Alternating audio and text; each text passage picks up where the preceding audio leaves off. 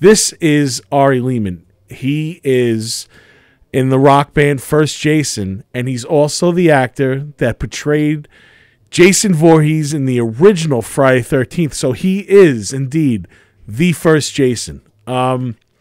Nick Graystone. Yes, sir. Yes, sir. Thank you, bro. You're welcome, dude. Thank you for coming on to Primal Man, Scream. you remember the first time we met at Lucky 13, bro? Yes. That was years ago, and we were rocking out Lucky 13, and we're going to be doing it again. Right. It's become like that's our stomping ground in New York City because we love Jeff and the gang there, all the bartenders and everybody. Sure. It's a good time. Fun club. Yeah, there's the poster. We're really excited about that. But yeah, the poster looks awesome, man. When I heard DemonScar for the first time, I'm Ari Lehman, rhymes with demon. So demons are important to me. And, DemonScar is a demon star, man. You guys are awesome. Thank you, dude. I appreciate that. I love that band, and how we love you. Harness all these different eras of great punk and rock and roll, and it's got a great kind of New York vibe to it too. So I just love it. Thank you, dude. I appreciate that. So, you speaking of the New York vibe and the punk and all that. Now, growing up, what was Ari into? Like, what did you used to listen to growing up that made you want to be a musician? Oh, man. Well, when I was really young, I got turned on to Jimi Hendrix. That was really one of my first things because the first ever band that I was in was a Hendrix cover band. Playing keyboard, believe it or not, which kind of shows you why I play heavy metal guitar today. But then, and this is how old I am, Bob Marley and the Wailers started hitting the radio. And I was like, man, what is that? With the organ and the pop and bubble and the whole cool thing. So I wanted to learn all about that too. And I got way into reggae music. But gosh, Nick, it's I've had so many influences. Then, of course, I kind of got into prog. I was kind of a real prog kid with Jethro Tull and Yes. Okay, like ELO? Then ultimately, like King Crimson. Okay. I was like so into King Crimson and, in high school. That was my kind of go-to because they were actually coming out with those albums at that time. Adrian Belew, Robert Fripp, Bill Bruford. So yeah, I kind of got into that whole kind of musicianship trip and, proceeded to study jazz, as a matter of fact. So when I came to New York City, I was a jazz major at New York University, which meant that I could go downstairs for the price of a beer, Nick. I could sit there and go to Bradley's and listen to players like Hank Jones, Tommy Flanagan, McCoy Tyner, George Coleman, the sax player. I mean, I got to see some of the great jazz musicians while they were alive. And so that put me on a whole track there. Ultimately, when I got out of New York University, the first thing that happened was I started working with a band from West Africa. Okay. I happened to know some taxi drivers who were Nigerian. And one day they called me up. They said, Ari, my friend has come. You have to meet my friend and he wants to audition you. So, long story short, I was hired by a band from Nigeria, West Africa called Majek Fashek and the Prisoners of Conscience. Whoa. And man, that was a wild ride because Little Steven produced the album for this band, and we worked for Jimmy Iovine and Interscope Records and Tough Gong Records, man. And this was your first thing? Yeah. Holy shit. I played at the Apollo Theater and got a standing ovation. Okay. Because why? Because they had this song called Mother. And that was like my audition. He said, play on this song, Moda. Moda. So I said, okay. It was in C minor. And any keyboardist out there will tell you, C minor, it's like E for a guitar player, Right. C minor, I could just burn on this thing, man. So they loved it, and crazy story, the Apollo Theater has a natural reverb. It has a natural delay. Oh, it's a great place to see shows. Oh, absolutely. Yeah. But that's the thing why they always say artists get a little bit thrown nervous off at first if you're not ready, because if you play a note, it bounces off the back wall and then comes back a natural delay. Right. It's very unique space. So I was ready for it. Somebody told me, So anyway,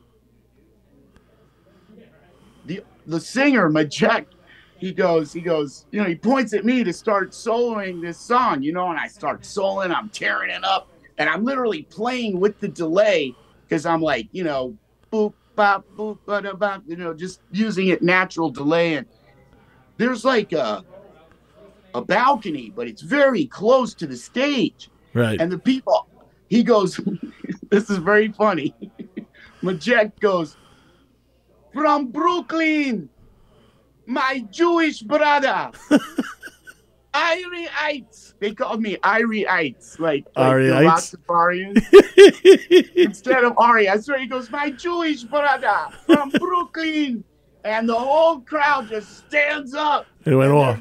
They're all big Nigerian people, huge. Like I was like tiny compared to them, and they're all whoa, the standing ovation. Oh my that's God. so awesome.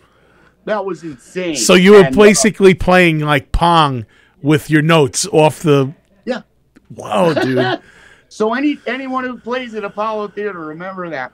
But it was a fantastic night, and then we went on tour. I toured with that band for a few years. Yeah. And so I was always trying to learn different things, Nick. I tried to learn African music, Latin music, music from the Middle East, music from India, Chinese music, anything I could learn. So world music, West African music. Yeah. I got involved with, and so I had some great teachers.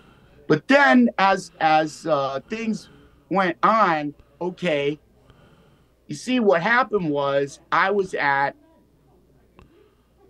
the Meadowlands for an event. It was a Fangoria Chiller Theater. Okay. Fangoria Chiller Theater Con at like the Meadowlands.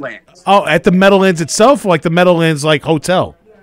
No, like the big Meadowlands. Freaking, like the Brendan Byrne Arena. Yeah, Whoa. Man, and it was insane. And Kane Hodder was there. And Betsy Palmer was there, and Tom Savini was there, and I hadn't seen them in ages. This was like the first convention I did, Right. And so I'm there, and there's a good story about Betsy Palmer, who played Pamela Voorhees in Friday the 13th. What a lovely woman. There, and I had never met her before, Yeah. So there was thousands of people there.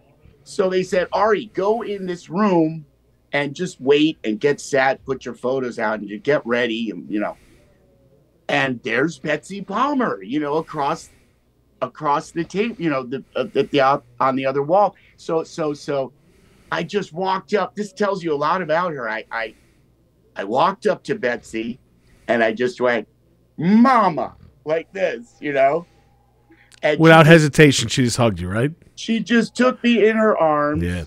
But then she put her hands on my shoulders and said, "Now who the fuck are you?" And I told her, and we became really good friends. So she helped me a lot. So at that show, it kind of dawned on me, maybe I should move towards punk and reggae. I mean, punk and metal. Yeah. Because, I was doing reggae world music, and that's not really, the horror fans were there, and they literally, some of them got my CD the first day, and they came back the second day and said, yeah, well, that's a great reggae album. I don't really usually listen to reggae, but that was pretty cool. So punk and metal usually go hand in hand with horror, as you know. So I said to myself, every punk loves horror, every metalhead loves horror. Yeah. Not every horror fan loves metal and punk, but vice versa, forget it. They all. So what happened was, now I said, I'm going to have to kind of rethink this whole thing, How do I put together this idea? First Jason. And I got a lot of help initially from a friend of mine who was the drummer who subbed for the drummer in Cro-Mags. Oh, okay. And his name is Cleaver. Okay. It's this Israeli cat who's an amazing drummer, right? So he would sub because I think Harley and the drummer didn't always get along, la, la, la. So Cleaver actually toured with them throughout Europe. So we played jazz and reggae and other stuff together, but because he knew about punk and particularly a fan of Bad Brains. Oh, okay? Bad Brains is awesome. And there's only one. And exactly, because he said to me, look, here's a punk band that plays reggae. Because, Bad Brains has reggae songs. Yeah, absolutely. So I was like, wow, it was a very smart move on his part because it kind of opened the door to me. Now, that opened the door to a lot of people, Bad Brains. Yeah. Absolutely. Now, there is a little other part of the story because when I was at NYU, I had the great good fortune to be friends with Dave Insurgent, who is the singer for Reagan Youth. Yes. And so at that time, this is way before, but I had been informed in the sense that he would come over and listen to me play jazz, and then he would take me over to like CBGB's and I would watch his band. I got to see the Bad Brains. I got to see the Dead Kennedys and all of these bands. I got to see White Zombie. So, man, I was still at that time I was the jazz hippie kind of guy, but I had witnessed that. So remembering that and working with Cleaver, I started First Jason. Now, while on tour, I met my beautiful wife, Elaine, and we moved to Chicago. And in Chicago now, I got to meet because, there's this band Macabre. I've heard of them. Yeah. Now, Macabre is this murder metal band. Now, they're very, very much of a death metal band. They have an album called Jeffrey Dahmer, I think. Yes, yeah, exactly. I know it. Yeah, all their songs are about actual serial killers, and they are fantastic. They put out an album 2 years ago, which is amazing, and they're still touring. They're a great band. Yep. In fact, Macabre is the first band ever to have an album of all double bass drum tracks on the whole album. And that was like 25 years ago. So, and they're just amazing. So the bass player they had a little hiatus. So he jumped in and he helped us a lot. He's called Nefarious, the bass player, Chuck Nefarious. What a name. That's a great name. Oh, he's an amazing player too. Yeah. And it was one of those moments where, I truly benefited from the insight of a musician who had the knowledge that I needed to access, and I'm eternally grateful to all those musicians. Bands like Johnny Vomit, and the Ugly here in Chicago that helped me, you know, because I needed to get a sound together, man. You know? Yeah. So then we released Jason Is Watching with those songs. You know, What Jason year was Never that? Dies, Jason Is Watching, Machete Is My Friend. So, what year was that, Ari, when you released that? The first 2009. Okay, yeah, because you know what, I remember meeting you at one of the conventions back in the day. This is before we even had the gig, and you had just released that. I was trying to figure out like the time frame of like when it was, but it was had it on a CD and a sleeve for like $10 or something. Yeah, no, it was on your table. I you know what it was? It was for that. It was for the 30th anniversary of Friday the 13th. Oh, that's right. At Hunt Valley. And also, they had released the new movie in 2009 too. So yeah, it was like around that time. Wow, like October 13th or something. I can't remember, but that was the last. That was the last official Friday the 13th movie that they released. Hopefully, this new stuff will see the light of day, because I do believe, from what I heard last, that the lawsuit is indeed over. Can you believe it, man? I can't believe that it went that long, and like the fans are the ones that really suffered from it, you know. And these guys, you know, they sued each other for all this time and like countersuing and like getting it thrown out of court. And think about all the millions of dollars that could have been made in the process. That's 14 years of hell. Hold up. Well, they still made money on merchandising no matter what. Yeah, no, of course. But the thing is, okay, I have some insights on this because I got to work with Sean Cunningham in Germany about what is that, like 2 months ago? Okay. And you know, Sean, he's a very interesting person. And he gave me some insights about the whole thing. Yeah, well, first of all, the lawsuit ended 2 years ago. So that lawsuit has been over for 2 years. Wow, and they still hasn't. Well, you've got two factors. Sean, upon the, you know, like the lawsuit favored Victor in the sense that this is what happened. He got monies that were coming to him all along. Right. As a writer, not as a work for hire, as a writer. So now he's entitled to those royalties only from the movie that I was in. The first one. Well, I'm also in parts 1, 2, and 4. Yes, because they reused the flashback scenes. Yeah. Yeah. Not that I was paid for all that, but that's another story. But Victor got the rights to the first Friday the 13th. Okay. So what does that mean? It means he does not have, he has the rights to this Jason. No, that Jason. He doesn't have the rights to the other Jason. This Jason. Over there. The zombie Jason. No, he doesn't have the rights to Hockey Mask Jason. So, so then Brian Fuller came forward with this idea with A24 and Peacock. And for Crystal Lake. Yes. Yes. Okay. So, we're hoping the best for that. The other factor was, of course, Nick, the writer's strike and the strike. So that delayed everything. Yeah. But so here's what Sean said. Sean said they are going forward with the TV series, that there will be a film as well. But in the sense, like the way that Friday the 13th Part 3, if you remember, was 3D. Right. And that was really, well, I'll tell you another story, but Friday the 13th Part 3 being 3D, and that's where the hockey mask comes in. Right. You see?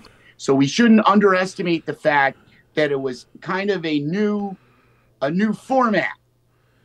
Yeah, no, they were pushing it for the time. You know, it was 3D at that point was hot as far as like, you know, they had released like the Amityville in 3D. They did Jaws in 3D. Jaws in 3D. That's Yeah, Jaws right. 3D at that time. And then there was another thing that was in 3D that came out. Didn't they do the Black Lagoon in 3D? Yeah, they did a lot of kooky stuff. Yeah, it's you know what, it was the 80s. They wanted to. So Sean hinted that they're considering doing a film in 3D. some new format. Oh, So what does he mean? 5D? IMAX?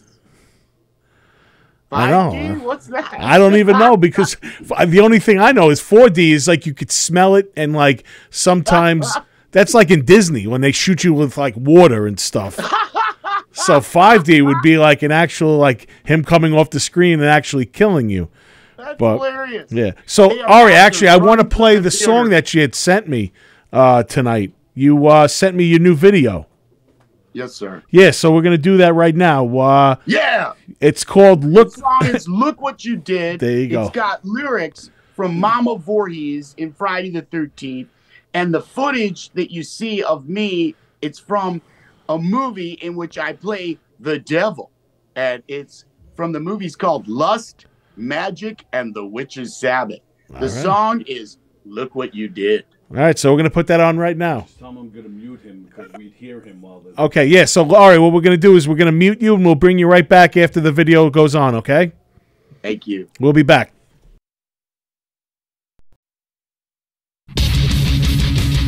Oh my Lord, what might I could have done this? Oh my Lord, what might I could have done this? Oh my Lord, what might I could have done this? Oh my Lord, what might I could have done this? You never paid any attention. You never paid any attention.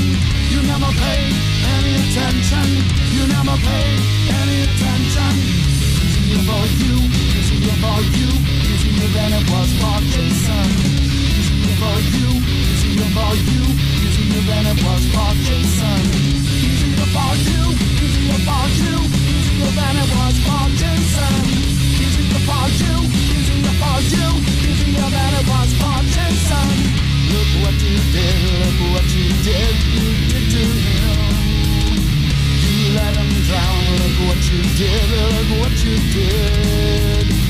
Look what you did, look what you did, you did to him. You let him drown, look what you did, look what you did. Nowhere to hide, nowhere to hide, nowhere to hide, nowhere to hide, nowhere to hide, nowhere to hide, nowhere to hide, nowhere. Oh my Lord, what might I could have done this? Oh my Lord, what might I could have done this? Oh my Lord, what might I could have done this? Oh my Lord, what might I could have done this? You never paid any attention. You never paid any attention. You never paid any attention. You never paid any attention. Easier for you, easier for you, easier than it was for Jason. Easier for you, easier for you, easier than it was for Jason. Easier for you, easier for you, easier than it was for Jason. Easier for you, easier for you, easier than it was for Jason. Look what you did, look what you did, you did to him. You let him drown, look what you did, look what you did. Look what you did, look what you did, you did to him. You let him drown, look what you did, look what you did. Nowhere to hide, nowhere to hide, nowhere to hide, nowhere to hide.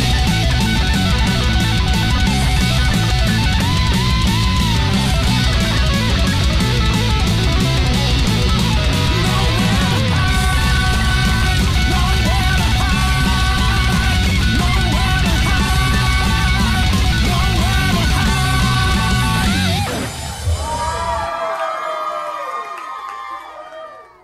There it is. Eddie Machete shredding.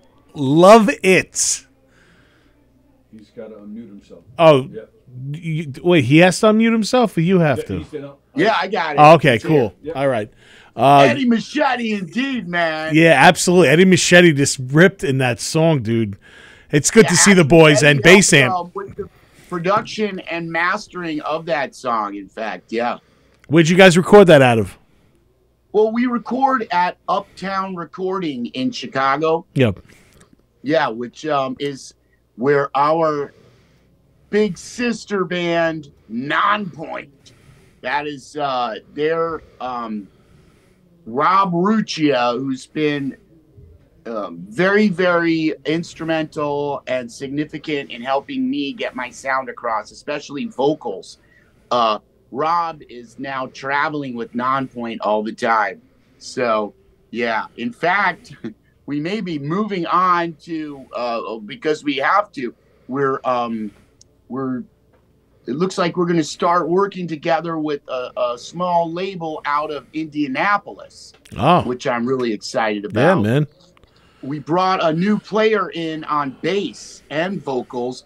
His name is Colin Fial, and he's out of Indianapolis. He plays in a bunch of bands, but he's been really helpful.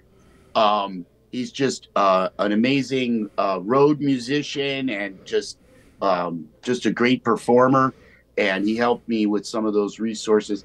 And there's a bunch of cool stuff coming up, man. You know, First Jason has been so fortunate because we've gotten to play so many shows. You know, there's so much demand that, you know, we've been in a van for a lot more time than we really want to be. But yeah, no, you're doing it every week. I see you got something going on, dude. I gotta, you know, give it up to you, brother, because you definitely are out there working your ass off, man, and you're doing it, bro. You're all over the place. I'm glad you noticed, Nick, baby. Thank you. No, I mean, man, I would love it, man. It's because we got the really exciting thing this year was Frightmare in the Falls, which was up in Niagara Falls. Oh, that's cool.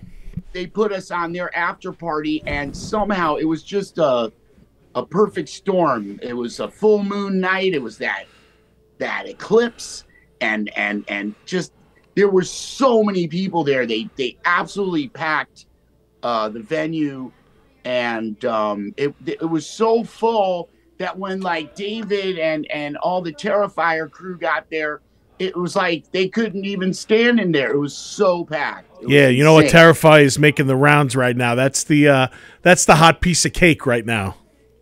Oh, no doubt. You see those guys all over the place, and they're the nicest people, man. Like Damien's really cool, and David, yeah, and Jenna, and all those people, they're absolutely the best.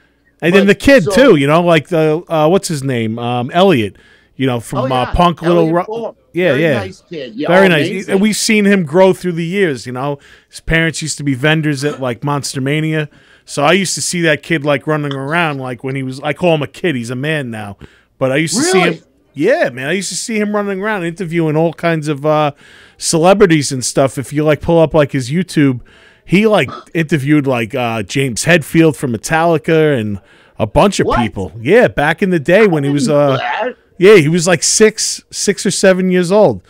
And now he's in the Terrifier movie. So like, yeah, he actually, you know what? We were working together in Minneapolis. At Crypticon. But I heard that's a good gig. Amazing team. But so that was a great thing.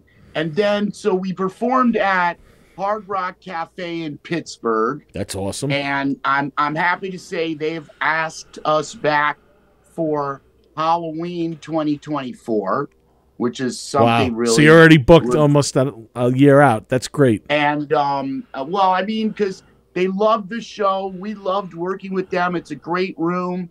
You know, it's Tom Savini town, so there's a lot of Friday the 13th vibe there. Sure. And it's just for any musicians, that Hard Rock Cafe in Pittsburgh, it's a great room with great sound, and it's got Stevie Wonder's guitar right there on the stage. Wow. So another exciting thing is, and I can't be too specific about this yet, but I think you're going to love this because this is near you. First, Jason and I are going to be appearing at the Blairstown Diner. Oh, okay. Yeah, dude. At the Blairstown Diner. They just did a thing with Spirit Halloween. They're going to be doing it again. I do know the date. You probably could guess it, but I'll leave that up in the air for a minute. But it is confirmed. All right. And this is probably the first time the world has heard about it. First, Jason will be appearing at the Blairstown Diner in Blairstown, New Jersey. So, kids, though, if you're trying to figure out what that Blairstown Diner is, the Blairstown Diner was in the original Friday the 13th. Steve Christie, the owner of Camp Crystal Lake, stops there before his ultimate demise. He does stop there in a rainstorm, and it's just become part of the lore. If you go to Blairstown, where they filmed the original Friday the 13th, not too far from there, in what is that, Hope, New Jersey? It's in Hardwick, New Jersey, Hardwick, where Camp Nobi Bosco is. Yeah, I just actually visited Nobi Bosco over the summer for the first time. I haven't been there ever, but I took Did you get in? You got a ticket. Yeah, I took Zozo to it, and it was a big it was a big reunion. Obviously, we missed you. I don't think they should really put on reunions without you being there, because you are a focal point there. So they invited me though. No, they invited me. We had been previously booked. Yeah, that's what I'm saying, because you constantly. That's even like when we try to like work stuff out. Like you have like a very small window of opportunity, because you constantly have like things going on. So that's good, man. Best, you're busy. Man. I'm very, very happy about it. Very pleased with the way things are going. I mean, there is such a community out there of horror rock bands that I've even thought, there's horror cons, but what about a horror rock band con? So I'm working with a promoter out here in Illinois, and we're doing a thing called Killing It Illinois. Okay. I don't know. Maybe DemonScar wants to come out and play. I would. You know what? Gonna be in June. In June? We're gonna. Yeah, in June. I mean, you're more than invited. Thank you, dude. I appreciate that. It's gonna be. They have a venue with a hotel kind of thing, so they're gonna do a little weekend. But it's small. We're gonna start small, and we do have plans to work within, because I did that song "Killing It." I was just about to ask you about that. With we Tim, bring in the people who did that song with me. So we're looking to bring in the great Tim Capello on saxophone, who's on that song too, and Twisted, who are our dear friends, if we can get them on that date. That'd be awesome. And we're in talks. And then Courtney Gaines is on there too, right? Well, Courtney Gaines has a band, and he has Courtney Gaines Band, and we actually played together on the 13th of October at this very chaotic metal festival in North Carolina. But his band is really good. People should check it out. It's not metal or punk. It's more it's like very bluesy rock. Okay. And it's damn good. And he's got a real nice kind of Tom Petty kind of vibe. That's about cool. Him, it's good music. Yeah. So you see what we're doing. We're just having fun, and it means so much to me how the character Jason has really become like part of American mythology, and is just reaching so many people, even little kids nowadays, Yeah. And I've seen you interact, even with my daughter, like I know we're friends, but even like, I told her tonight, because she goes to bed before the podcast, but she's excited to tune in and see you, because how's she doing? How's Zoe doing? She's great, man. She tomorrow I'm gonna pick her up from school, and I have her for the weekend, and she's I saw her in that Kiss Kiss makeup. Yeah. That I took her to go cool see Kiss, picture, man. Yeah, she looked real cool, man. Yeah, it was a great time. I was just talking about that before I brought you out, man. It was a very emotional thing because my mom took me to go see Kiss for my first time back in the day, and now it's like passing the torch down and bringing a little Zozo to it. So it was a great time. That just goes to show you. I mean, that's a real legacy of rock and roll there. I mean, and when you think about what we're all trying to do, I think, is to create a music scene that's connected with all of this. And when you look at something like that, it spans the generations. I think that, against all odds, defying everything and against all the trends and everything, rock and roll just never dies. It's gonna persevere forever, Yeah, hell yeah. There's people that talk negatively about Kiss, but hey, man, you know what? For a band that started 50 years ago and just sold out 2 shows at the Garden and played there, they said it was their 49th time playing at Madison Square Garden. You can't talk shit about anything that they've done. No way. No. They're still on the road. They're touring. They're actually touring. 75 years old. In that costume. Doing right. the whole thing, please. So they invented this shit. There's people that is... I'm someone like Ice Nine Kills, who we got to work together with, how theatrical. Like, they literally call themselves theatrical metal. They're doing it crazy. They're opening up for Metallica now. It's insane, and they are amazing. But all I'm trying to say is that type of theatrical metal was definitely pioneered by Kiss, Alice Cooper, all of those artists. I think they saw they had the imagination, and they were playful. You see what I'm saying? Yeah. They allow themselves to play with something and to have fun with something, and then it just catches on. It's amazing. Ozzy Osbourne, you look at his last record, just absolutely incredible. It's powerful legacy. And I think to address my own position, as much as I love having played Little Jason, how important that is to me. The keytar thing now, Nick, I'm just doing more shredding on the keytar. And what I found is people love that. I just lean out in front and just shred. And I don't know. It's like a whole new vibe, Once upon a time, people weren't as open to hearing that instrumental stuff, that virtuoso stuff, But they're eating it up now, baby, and that's where I'm going. I want to even start doing like guitar tutorials, and I'm going to start doing like riff of the day, and get up and do stuff like that, because I think that's my really best mode of communication. Plus, we've got plus you're talented, got a best man. of compilation coming out. That's a 7-year retrospective. That's going to be called Killing It. I just got the artwork for that today. It's beyond belief. And then we're going on to do a new album. I've already got 3 new songs for the new album, including one called Master Slasher.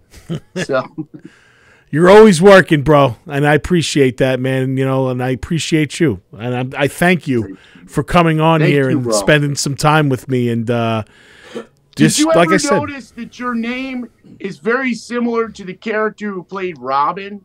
Wasn't it Dick Grayson? Yeah, Dick Grayson. And you're Nick Graystone. Nick Graystone. Did that ever occur to you? No, not really. But now that you mention it, I got to add that to my arsenal. I usually get like Greystoke, like Tarzan or Castle Grayskull. I know one thing: if I ever become like on that level, I'll never have to change my name because Nick Graystone is already there, bro. Like that's the name. It's an amazingly badass name. It sure is. Thank you, man. I hope I fit it well. You do, bro. Thanks, dude. And I want to say, I'm noticing all the new internet web content, and you got your finger on the pulse, baby. Yeah, I've been working. You know what? All right, thank you, man. I appreciate that. I've been working really hard at doing this, and I'm just really proud of my band. Proud of myself. Just moving forward, and I'm like an ape right now. I'm just throwing all kinds of shit at the wall, and hopefully something sticks, and we'll see what happens. But yeah, I just want to plug our show before I let you go. Again, that's January 13th. That's going to be at Lucky 13. It's going to be a great night of music. We have First Jason. We have DemonScar. Make sure you're there and mention this broadcast for some free First Jason merch. Oh yeah, absolutely. And you could selfies and stuff, and come down, and that'll be cool. Come and hang with the boys. I can't wait to see you, bro. Me too, bro. Me too. It's been a while, and we all looking forward to that. It's Saturday at Lucky 13. The place kind of looks like my old bedroom, and currently my new bedroom too. So because it's covered with horror memorabilia, and like metal. So we said, they go hand in hand. But Ari, thanks again for coming on tonight, brother. If I do not talk to you before then, I want you to have a great holiday season.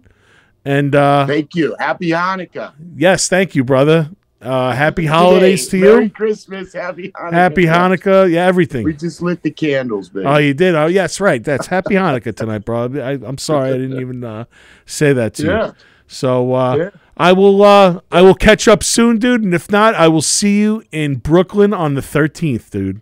Rock and roll. Rock and roll, bro. Jason never dies, dude. So much, bro. Thank you very much, brother. I'll talk to you soon.